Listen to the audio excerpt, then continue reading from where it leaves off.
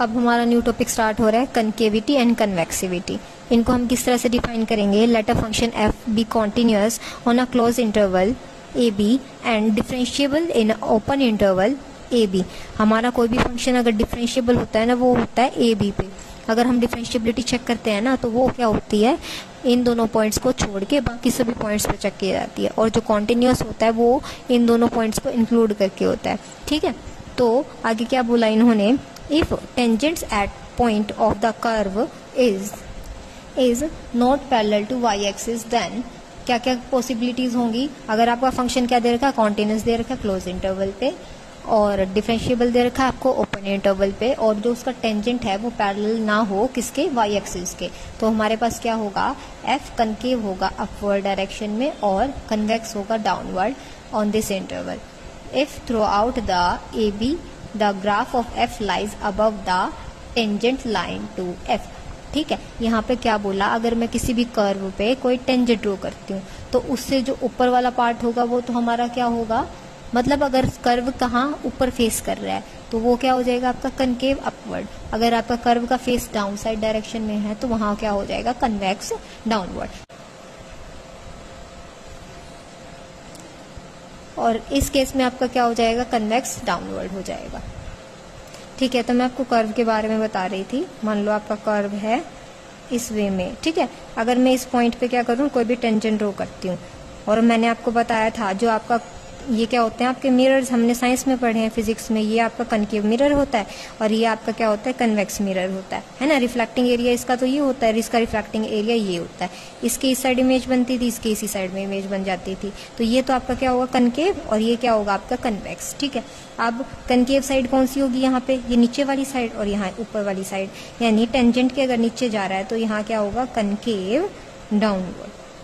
ठीक है, और यहाँ पे अगर मैं इस पॉइंट पे अगर मैं टेंजेंट ड्रॉ करूँ, यहाँ क्या हो रहा है, कनकेव अपवर्ड।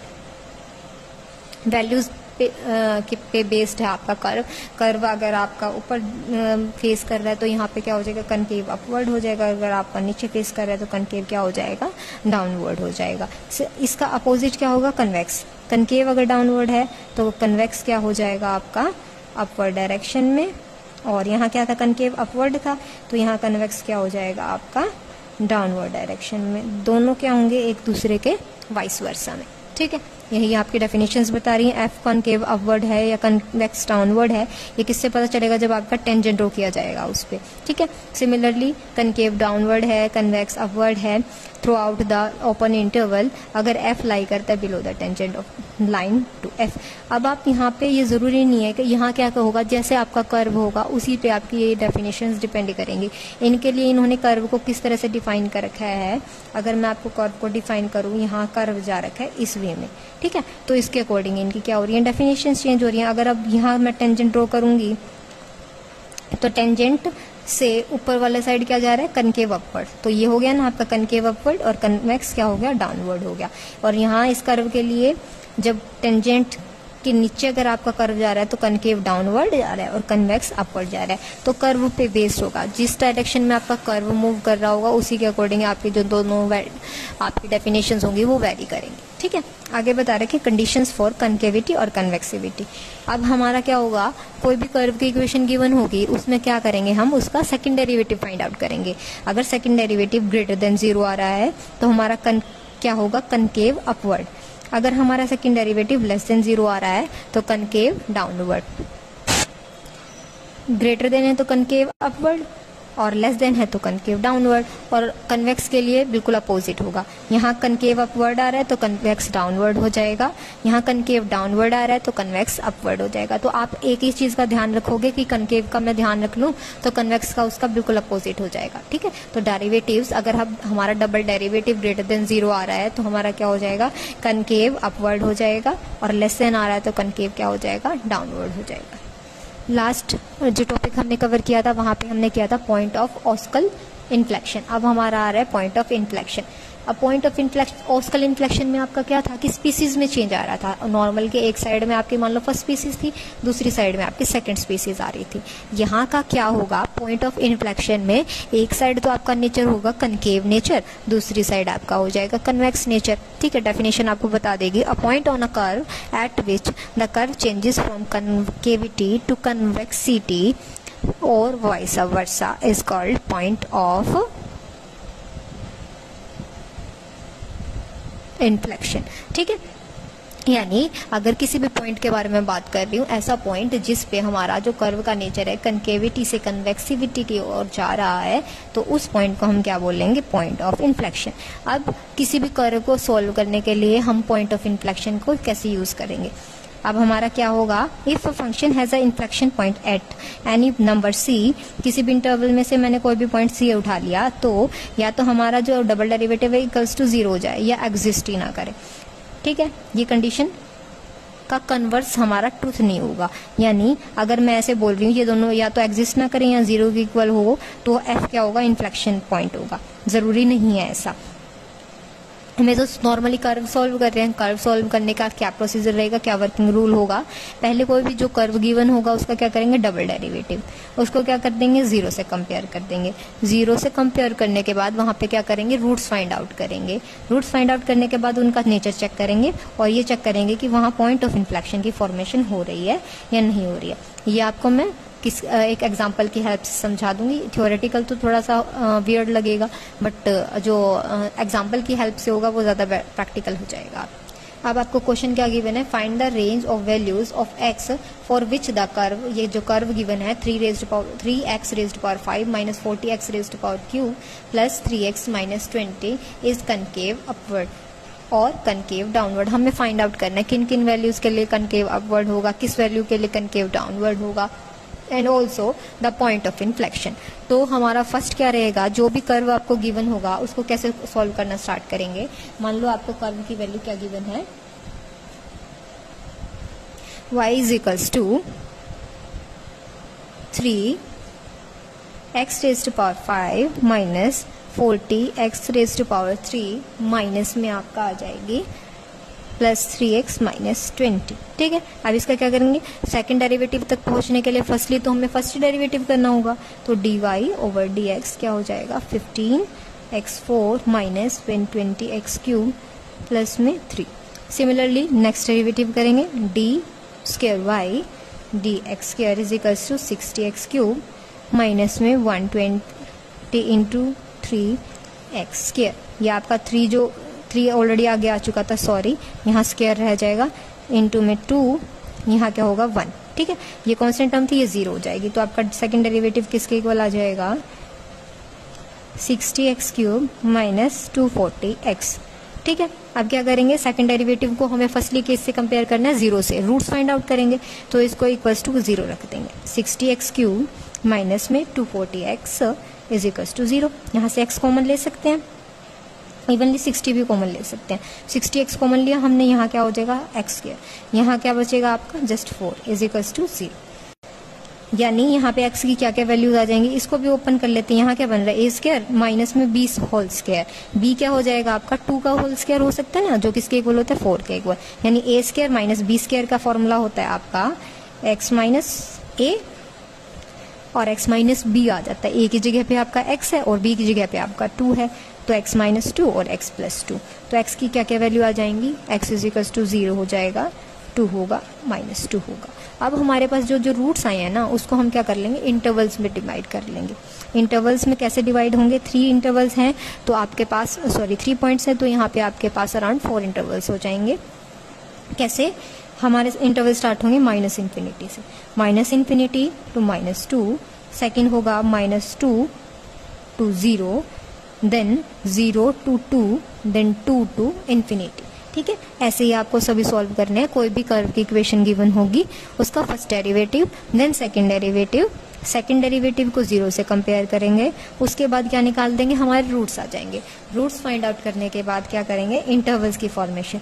अब क्या करना है हमें, इंटरवल्स की जो फॉर्मेशन करने के बाद इनमें से एक वैल्यू इसकी लेंगे, इसकी लेंगे, इसकी भी लेंगे और इसकी भी लेंगे। सभी वैल्यूज को एक एक करके क्या करेंगे, हमारे जो है ना डेरिवेटिव, उसमें पुट करके देखेंगे। जहाँ पे आपका डेरिवेटिव्स मैंने आपको बताया था ना कि कनकेव अपवर्ड डाउनवर्ड चेक करना है, तो जो सेकंड डेरिवेटिव होगा जब वो ग्रेटर देन 0 आ जाता है तो कनकेव अपवर्ड होता है, और लेस देन आता है तो कनकेव डाउनवर्ड होता है। तो ये जो वैल्यूज हैं इन इंटरवल में से हम एक एक वैल्यू लेंगे और इसमें पुट करके देखेंगे हमारा जो डेरिवेटिव करने के बाद वैल्यू आई थी।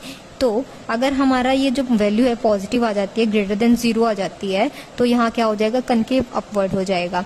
अगर लेस देन 0 आ जाती है तो क्या हो जाएगा, कनकेव डाउनवर्ड हो जाएगा।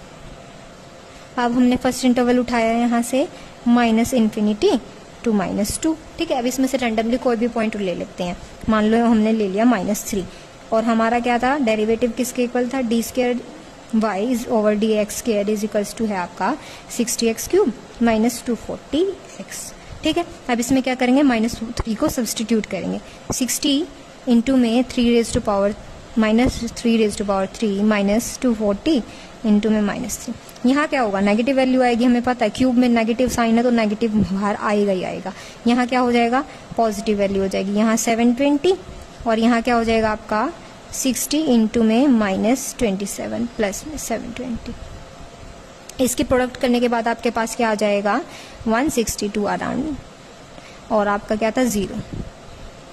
ये वैल्यू क्या हो जाएगी अब यहाँ पे, लेस देन 0, यानी फर्स्ट पॉइंट अगर मैं इसमें से उठा रही हूँ तो ये क्या जा रहा है आपका, कनकेव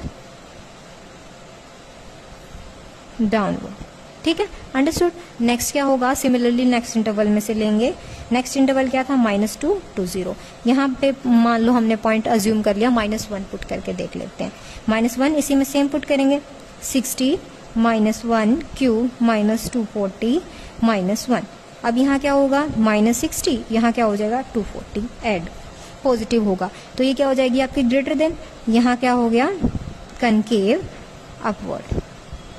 सिमिलरली नेक्स्ट इंटरवल क्या है आपका, 0 to 2। इसमें से मान लिया हमने 1, 61 क्यूब -240 इंटू 1।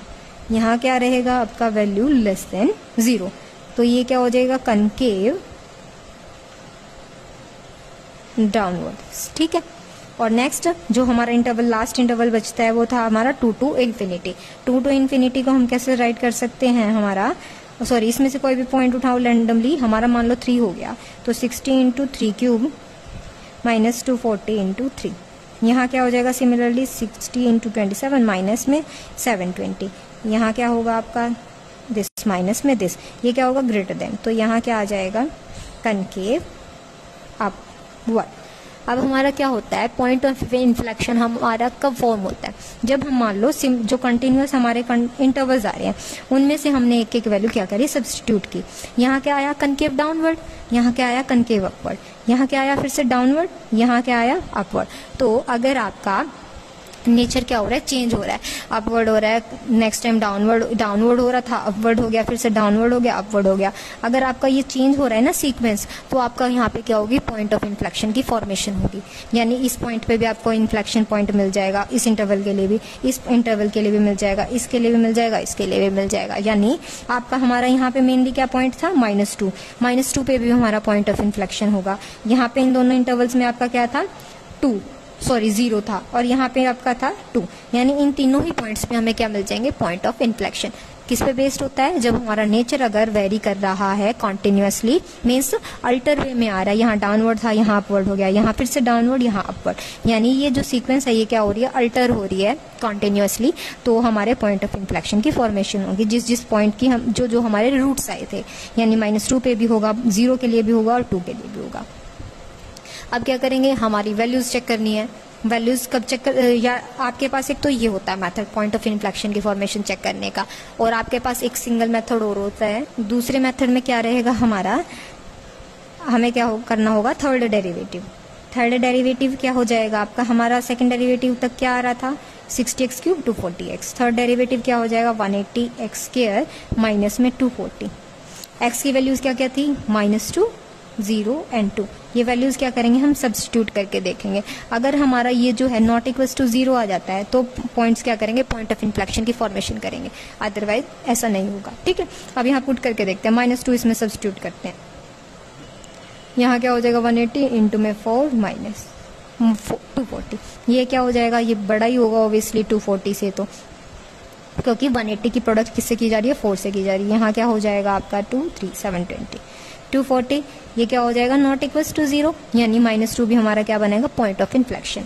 नेक्स्ट अगर हम 0 पुट करके देखते हैं तो 180 इंटू में 0 माइनस में 240, ये 0 होगा बट ये तो क्वांटिटी आपकी बच जाएगी एज इट इज, तो इसलिए नॉट इक्वल्स टू 0।